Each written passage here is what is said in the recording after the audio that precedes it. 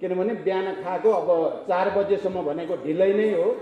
त्यसकारण मैले अब धेरै भन्नुपर्ने महसुस गरेको छैन। सबभन्दा पहिला त आज बडो सहज र हार्दिक रूपमा दुईटा पेशाकर्मी महासङ्घको जो एकता घोषणा भएको छ त्यसको लागि म आयोजक समितिका सबै पदाधिकारीहरूलाई हार्दिक धन्यवाद भन्न चाहन्छु। तपाईहरुले भर्खरै यो सम्बन्धी विधानका केही प्रावधानहरूको बारेमा र चाहिँ प्रतिवेदन बारे पनि तपाईहरुले पारित गरिसक्नु भएको छ र भर्खरै यसको केन्द्रीय नेतृत्व राष्ट्रिय महाधिवेशन आयोजक समितिका रूपमा नेतृत्व पनि चयन भइसकेको छ, सल्लाहकार समिति पनि बनिसकेको छ। त्यसको निम्ति पनि म तपाईहरु सबैलाई हार्दिक बधाई र तपाईहरुको कार्यकालको सफलताको लागि हार्दिक शुभकामना व्यक्त गर्न चाहन्छु। यो बीचमा के कारणले रोकिएको थियो भन्ने कुरा यहाँ फ्र्याक्सन इन्चार्जको तर्फबाट पनि अध्यक्ष कमरेड माधव कुमार नेपालको तर्फबाट पनि स्पष्ट भइसकेको छ र यो खुसीको कुरा हो कि अहिले पार्टी निर्माणको एउटा नयाँ चरणमा प्रवेश गरिसकेपछि खास गरी गुटवादी र फुटवादी क्रियाकलापमा संलग्न केपी र केपी गुटका मानिसहरूले पार्टी विभाजन गरिसकेपछि पार्टी एकताको झण्डा उठाउने, आधिकारिकताको झण्डा उठाउने, वैधानिकताको झण्डा उठाउने र लोकतान्त्रिक मूल्य मान्यता, विधि विधान र पद्धतिको पक्ष पोषण गर्ने पार्टी र त्यसका समर्थक पेशाकर्मीहरू आज सहज ढङ्गले एकता सम्पन्न गर्ने ठाउँमा आइपुग्नु भएको छ। मलाई लाग्छ यसले एउटा ठुलो सन्देश देशभरि प्रवाहित भएको छ र त्यो सन्देश किनकि पेशाकर्मीहरूको सङ्गठनको सीधा सम्बन्ध पेशाकर्मीको हक हितसँग मात्रै नभएर देशमा सुशासन कायम गर्ने, पारदर्शिता कायम गर्ने, एउटा विशिष्ट चरित्र विकास गर्ने उद्देश्यसँग यो जोडिएको छ र तपाईँ पेशाकर्मीहरू म अहिले त्यहाँ बस्दै गर्दा विश्वनाथजीसँग मैले थोरै कुरा मञ्चमा बसेर गर्दा कति केन्द्रीय कमिटीको कत्रो सङ्ख्या हामीतिर रह्यो, पार्टी अहिलेको नेपाल कम्युनिस्ट पार्टी नेकपातिर रह्यो, कति केपीहरूको गुटतिर गयो भन्दा नगन्ने सङ्ख्या मात्रै उता लागेको र अत्यधिक ठुलो सङ्ख्या अत्यधिकै यता रहेको भएर जो सुनाउनु भयो र तपाईहरुको यो हलमा देखिएको उत्साहजनक उपस्थिति, तपाईहरुको धैर्यता र दृढता हेर्दाखेरि मैले के देख्छु भने आउने दिनमा बन्ने सरकार, किनकि छिटै एउटा नयाँ सरकार बन्दैछ, त्यो सरकारको प्रभावकारिताको निम्ति तपाईँ पेशाकर्मीहरूबाट ठुलो योगदान पुग्ने विश्वास मैले लिएको छु र त्यस अर्थमा पनि म तपाईहरुलाई बधाई भन्न चाहन्छु। किनकि यसले निकै राम्रो सङ्केत, शुभ सङ्केत गरेको छ। एउटा वैचारिक निष्ठाको आधारमा, सिद्धान्तको आधारमा, लोकतान्त्रिक मूल्य मान्यताको आधारमा सुशासन र पारदर्शिता सहित जनतालाई सेवा दिने कुरामा हामी सफल हुन सक्छौँ। हामीसँग जो जनशक्ति अहिले प्राप्त छ त्यो जनशक्ति निकै उत्साहवर्धक रूपमा सङ्गठित छ। सङ्गठित मात्रै होइन, त्यो आन्दोलित पनि छ भनेर देख्न पाउँदा मलाई गर्वको महसुस भएको छ।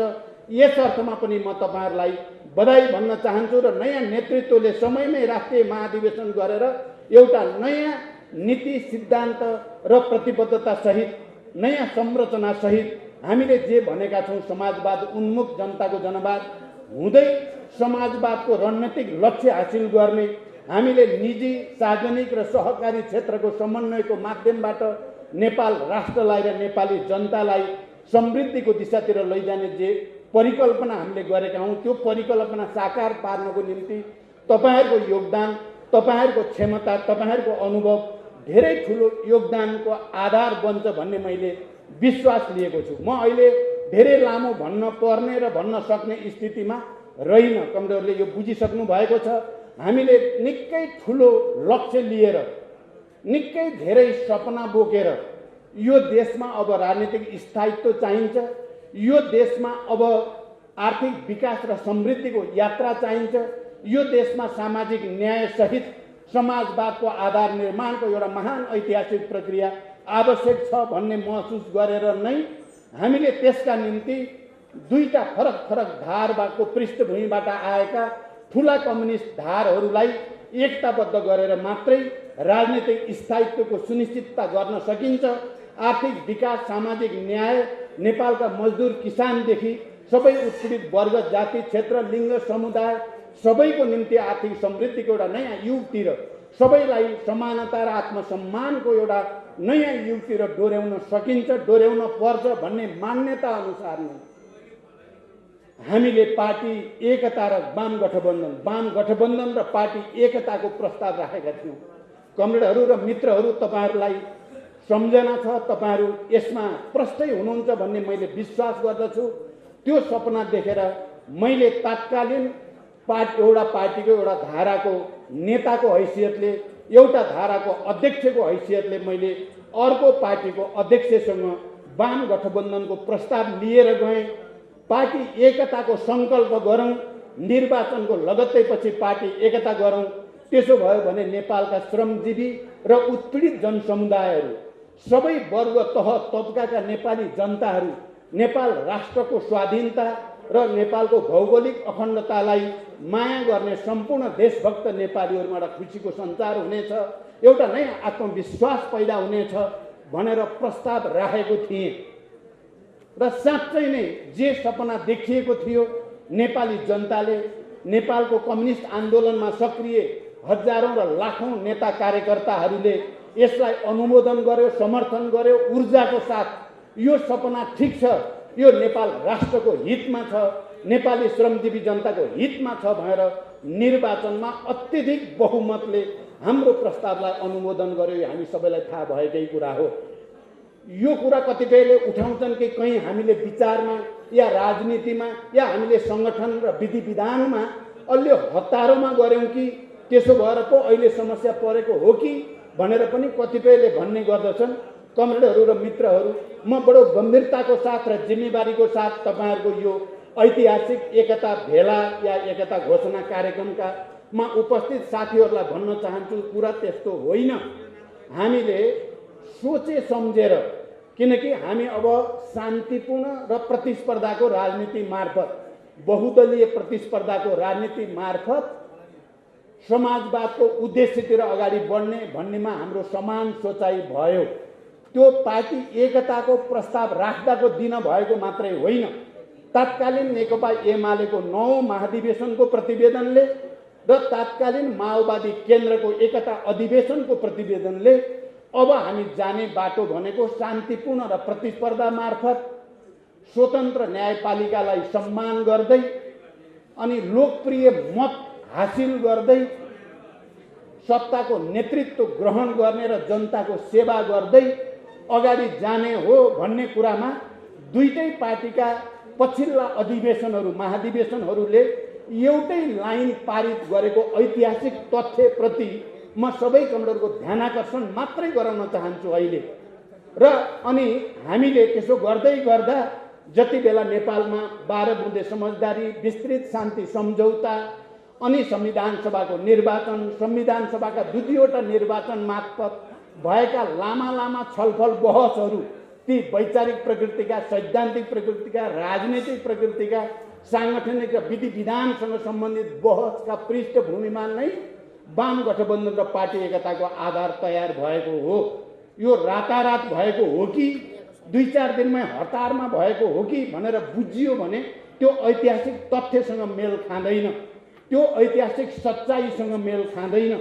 म कमरेडलाई यो कुरा भन्न चाहन्छु। त्यसकारण हामीले पार्टी एकता गर्दा जो राजनीतिक प्रतिवेदन पारित गरेका छौँ, हामीले बडो प्रष्टसँग दार्शनिक मान्यताको रूपमा मार्क्सवाद लेनिनवादलाई हाम्रो सैद्धान्तिक पथप्रदर्शकको रूपमा सर्वसम्मतले स्वीकार गरिएको छ। अघि नै यहाँ माधवजीले भन्नुभयो, तत्कालीन एमालेको जनताको बहुदलीय जनवाद र मदन भण्डारीको योगदानबारे, तत्कालीन माओवादी आन्दोलनको 21औं शताब्दीमा जनवाद र त्यसमा प्रचण्डको नेतृत्वको भूमिकाबारे राजनीतिक प्रतिवेदनमा प्रष्टसँग भनिएको छ। र ती दुवैलाई समायोजित गरेर र विकसित गरेर समाजवाद उन्मुख जनताको जनवाद भन्नेमा सर्वसम्मत रूपले निर्णय गरिएको छ। त्यो सुविचारित छ र त्यसमा भनिएको छ यसलाई एकता अधिवेशनसम्म, एकता महाधिवेशनसम्म गएर थप विकसित र परिमार्जन गरिनेछ र समाजवादतिर अगाडि बढ्ने बाटोलाई अझ प्रष्ट गरिनेछ भनेर त्यहाँ भनिएको छ। त्यसकारण विचार र राजनीतिमा कन्फ्युजन हुँदाहुँदै भएको यो एकता होइन। र त्यति बेला अध्यक्षको हैसियतले केपी ओलीले र अर्को अध्यक्षको हैसियतले मैले सबभन्दा पहिला हस्ताक्षर गरेकोमा हामीले अब पुरानो एमालेको जे जनताको बहुदलीय जनवाद र 21औं शताब्दीमा जनवाद माओवादीको यो दुवैलाई परिमार्जन गरिएको र अब चाहिँ समाजवाद उन्मुख जनताको जनवाद भन्ने कुरामा हस्ताक्षर गरिसकेपछि जब 21औं शताब्दीको जनवाद या माओवाद त्यहीँनिर त्यसलाई हामीले नयाँ ठाउँमा विकसित गऱ्यौँ, परिमार्जित गऱ्यौँ। आज यदि कसैले फेरि फर्केर त्यहीँ जान्छ भने त्यही नै प्रतिगमन हो, त्यही नै विचारको हिसाबले प्रतिगमन हो। र हामी जहाँ उभिएर एकता गरेको हौँ त्यसैमा दृढतापूर्वक उभिनु भनेको अग्रगमन हो, त्यहाँबाट महाधिवेशनतिर जानु भनेको अग्रगमन हो। त्यसकारण कमरेडहरू र मित्रहरू सुविचारित ढङ्गले नै विचारमा र राजनीतिमा स्पष्ट दिशा बनाएर नै हामीले पार्टी एकता गरेको हो। अनि विधानमा पनि तपाईँहरूलाई थाहा छ, हामीले लेनिनवादी सङ्गठनात्मक सिद्धान्तलाई, जनवादी केन्द्रीयतालाई पार्टीको सङ्गठनात्मक सिद्धान्तको रूपमा स्वीकार गरिएको हो र अघि नै यहाँ आइसकेको छ। तपाईँहरू सबै यसमा विज्ञ हुनुहुन्छ। सङ्गठन व्यक्ति सङ्गठनको मातहत हुन्छ, सङ्गठनमा बहुमतको मातहतमा अल्पमत हुन्छ, सम्पूर्ण कमिटी केन्द्रीय कमिटीको मातहतमा हुन्छ, बहुमतको निर्णय नै पार्टीको निर्णय हुन्छ भन्ने विधान पनि हामी सबैले सर्वसम्मत रूपले पारित गरिएको हो। त्यसकारण यो हतारमा गरिएको हो कि भन्ने कुरा वा अब पछाडि फर्काएर भ्रम दिएर कथित एमाले या कथित माओवादी केन्द्र भनेर यदि कसैले भन्छ भने त्यो चाहिँ वास्तवमा पार्टी एकताको मर्म र भावनामाथि प्रहार हुन्छ। त्यो इतिहासको आवश्यकता र इतिहासको भोलि राष्ट्र निर्माणको आवश्यकताका विरुद्ध प्रतिगमनकारी कदम हुन्छ भन्ने कुरा म फेरि एकचोटि सबै कमरेडहरूलाई स्पष्ट पार्न चाहन्छु। त्यसकारण यो अनि समस्या कहाँ पैदा भयो त? केपी ओलीजीको सबभन्दा ठुलो समस्या मैले गएको 3 वर्षमा जे देखेँ भने सत्ता प्राप्ति, कुर्सी प्राप्तिको निम्ति जे पनि सम्झौता गरिदिने, प्राप्त भइसकेपछि कार्यान्वयन एउटा पनि नगर्ने, उल्टो कार्यान्वयन गर्ने षड्यन्त्रकारी चरित्र नै समस्याको चुरो हुन आयो। यो कुरा 3 वर्षको अनुभवले राम्रोसँग देखायो। उहाँले सहमति त सबै गर्नुभयो, तपाईँहरूले देख्नुभयो। आलो पालो अध्यक्षमा नि उहाँले हस्ताक्षर गर्नुभएको छ, आलो पालो प्रधानमन्त्रीमा नि उहाँले हस्ताक्षर गर्नुभएको छ। अनि जबरजस्त छोडेर हस्ताक्षर गर्ने पहिलो व्यक्ति केपी ओली नै हो। अनि एमाले विघटन गर्नुपर्छ भनेर हस्ताक्षर गर्ने पहिलो व्यक्ति पनि केपी ओली नै हो। अनि फेरि एकता भइसकेपछि, प्रधानमन्त्री भइसकेपछि फेरि पछाडि फर्किने पनि केपी ओलीजी नै हो। यो सबै कारणले यहाँ एउटा इमान्दारी, निष्ठा, वैचारिक निष्ठा, इमान्दारिता, जिम्मेवारी बोध, राष्ट्रप्रति जनताप्रति हुने प्रवृत्ति र बेइमानी, जालझेलपूर्ण षड्यन्त्रकारी प्रवृत्तिको बिचको लडाइँ हुन आयो। यो त्यसकारण यो विचारको लडाइँ हो, यो प्रवृत्तिको लडाइँ हो, यो विधिको लडाइँ हो, यो पद्धतिको लडाइँ हो। अहिले देशमा जो राजनीतिक सङ्कट पैदा भयो तपाईँहरूले गहिरिएर हेर्नुभयो भने प्रष्टसँग देख्न सक्नुहुन्छ। जसरी सचिवालयको बहुमतलाई उहाँले इन्कार गर्नुभयो, स्थायी समितिको 2/3 बहुमतलाई उहाँले लत्याउनु भयो, जसरी केन्द्रीय समितिको 2/3 बहुमतलाई लत्याउनु भयो, त्यसै गरी संसदको 2/3 बहुमतलाई पनि लत्याएर संसद विघटन गर्ने, संविधान खारेज गर्ने निकै ठुलो प्रतिगमनकारी, प्रतिक्रान्तिकारी कदम उहाँले चाल्नुभयो। हामी सबै आन्दोलित भयौँ। हामी सबैको निम्ति त्यो जीवन मरणको प्रश्न भयो। हाम्रो भरोसा थियो सर्वोच्चप्रति, हामीले भरोसा पनि व्यक्त गरिराख्यौँ। तर हामीले सडकमा गएर जनताको साथमा मिलेर खबरदारी गर्ने कुरा र केपी ओलीको कदम प्रतिक्रान्तिकारी छ, प्रतिगमनकारी छ भन्ने कुरा पनि हामीले नछोडिकन 2 महिनाभन्दा बढी समयदेखि लगातार आन्दोलन गऱ्यौँ। र अहिले सर्वोच्च अदालतले त्यो कदम असंवैधानिक र अलोकतान्त्रिक नै थियो भन्ने कुरा बकाइदा आफ्नो फैसला मार्फत घोषणा गरेपछि कोही पनि अलिकति पनि नैतिकता भएको मान्छे, संसारभरिको परम्परा र नजिरहरू र हाम्रै विगतका नजिरहरू अनुसार पनि सिधै आफ्नो प्रस्ताव खारेज भइसकेपछि राजीनामा दिनुपर्नेमा आजभोलि म अचम्म लाग्छ, केपीजीको कुरा सुन्छु म, उहाँहरू त के गर्न थाल्नुभयो, हामीले झन् जित्यौँ जस्तो पो गर्नुभएको छ। सर्वोच्चकोले उहाँलाई हराइदिएको त हामी झन् बलियो भयौँ अरे। यो के अचम्म हो, हारेपछि बलियो भइने, यो कस्तो सिद्धान्त प्रतिपादन गरे होला केपीजीले। यस्तो हुन्छ र भन्नुहोस् त, पछारियो पछारि चाहिँ पछारियो अनि जित्यौँ हामी त झन् बलियो भइयो अरे। त्यस्तो नै हुन्छ कहीँ? नैतिकताको आधारमा राजीनामा दिनुपर्छ पुरै देशले भनिराखेको छ, तर राजीनामा दिन त कता हो कता, म अझै देखाइदिन्छु भन्ने हुन्छ। उहाँले अब देखाउने के बाँकी छ? उहाँले के सङ्कटकाल लाएर देखाउँछु भने हो कि? किनभने उहाँ त अब त पार्टी सदस्य पनि हुनुहुन्न, वैधानिक ढङ्गले पार्टी सदस्य हुनुहुन्न। संवैधानिक ढङ्गले यति ठुलो प्रतिगमनकारी उहाँको कदमलाई सर्वोच्च अदालतले खारेज गरिसकेपछि उहाँ प्रधानमन्त्री एक क्षण पनि बस्न लायक पनि हुनुहुन्न। तर उहाँले अझै भ्रम दिनुभएको छ। अझै हिजो मात्रै मैले सुने, अब मान्छेलाई साम दाम दण्ड भेद भ्रम प्रलोभन के हो के गर्दै गर्दै अझै तान्ने बल गर्नुभएको छ। यो सबैबाट चाहिँ वास्तवमा एउटा चाहिँ भनाइ छ क्या, चाहिँ अन्तर्राष्ट्रिय कम्युनिस्ट आन्दोलन स्थापितै भनाइ हो। जनताको एउटा नियम छ क्या, उनीहरू सङ्घर्ष गर्छन्, सङ्घर्ष गर्ने बित्तिकै भने जस्तो जित हासिल हुँदैन, फेरि सङ्घर्ष गर्छन्, फेरि पनि नहुन सक्छ।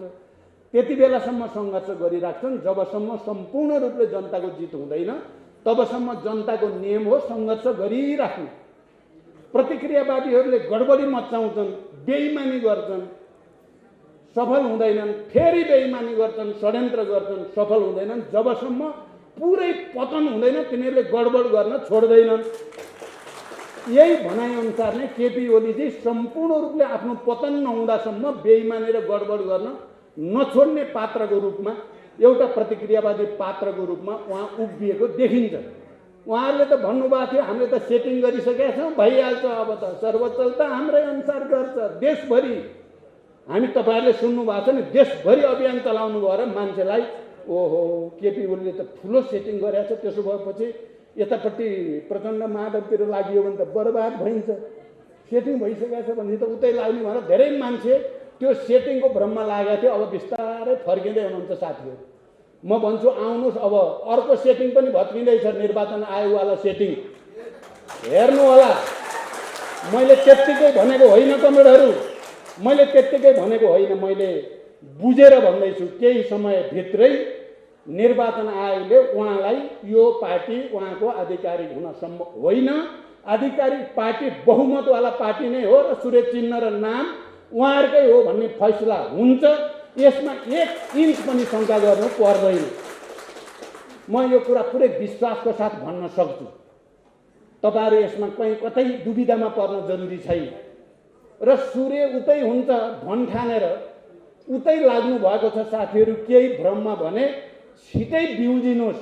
तपाईँहरू निन्द्रामा पर्नु भएको छ, लट्ठ्याइएको छ, तपाईँहरूलाई लट्ठ्याइएको छ, के पिलाइदिएको के पिलाइदिएको। छिटै तपाईँ निन्द्राबाट बिउजिनुहोस्, निन्द्राबाट बिउजिनुहोस् र आउनुहोस् र मूलधार, मूल पार्टी, आधिकारिक पार्टी, वैधानिक पार्टी यही हो।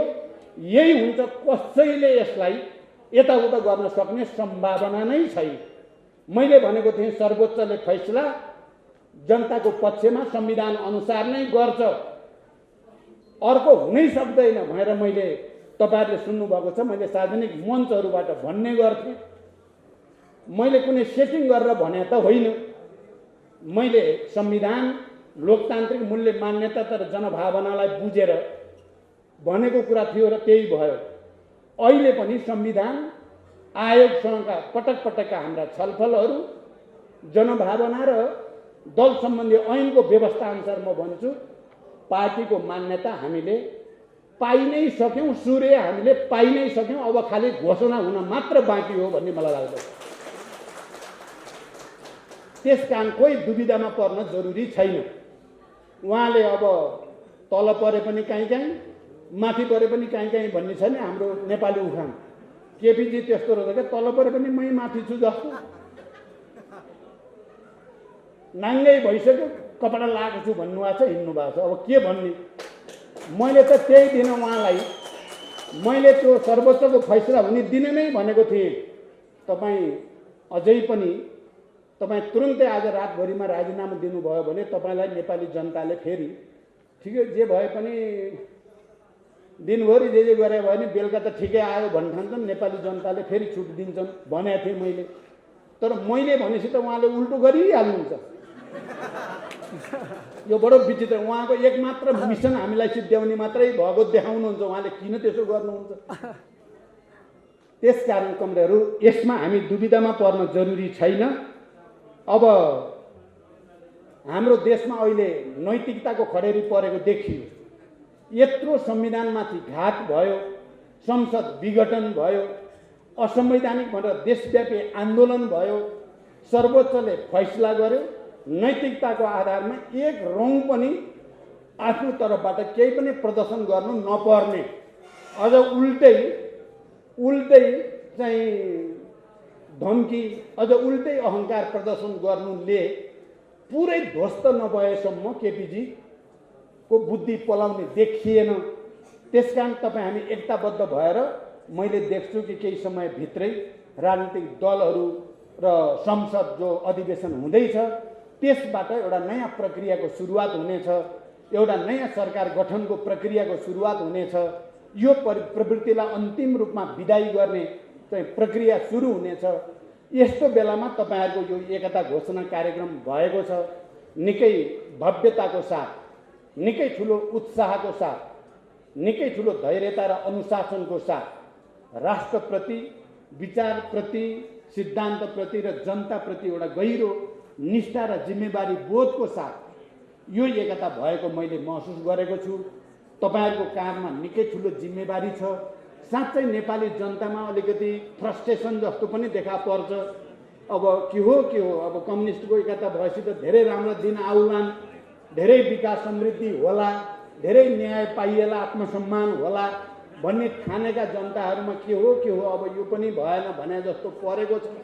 हामीले आफ्नो आत्मसमीक्षा गर्दै जनताको त्यो भावनालाई सम्मान गर्दै छुट्टै समयमा जनतालाई होइन कम्युनिस्टहरूको नेतृत्वमा साँच्चै हामीले देखेको सपना पूरा हुँदैछन् भनेर साबित गर्नु छ। छोटै अवधिमा हामीले त्यो प्रमाणित गर्नु छ। मलाई विश्वास छ तपाईँ हामी एकताबद्ध भएर दृढताको साथ अगाडि बढ्दा जनताको त्यो भावनालाई, जनताको त्यो आस्थालाई अझ माथि उठाउन र एउटा नयाँ विश्वासमा परिणत गर्न, नयाँ ऊर्जा र शक्तिमा परिणत गर्न सम्भव छ भन्ने विश्वास व्यक्त गर्दै र तपाईहरुको एकता घोषणा कार्यक्रमलाई फेरि एकचोटि भव्य सफलताको निम्ति शुभकामना दिँदै नवनिर्वाचित कमिटीलाई फेरि बधाई र शुभकामना भन्दै तपाईहरु सबै पनि आफ्नो ठाउँमा दृढताको साथ अगाडि बढ्न अपिल गर्दै म मेरो भनाइ टुङ्ग्याउँछु। धन्यवाद। अभिवादन। धन्यवाद प्रमुख अतिथि श्रद्धेय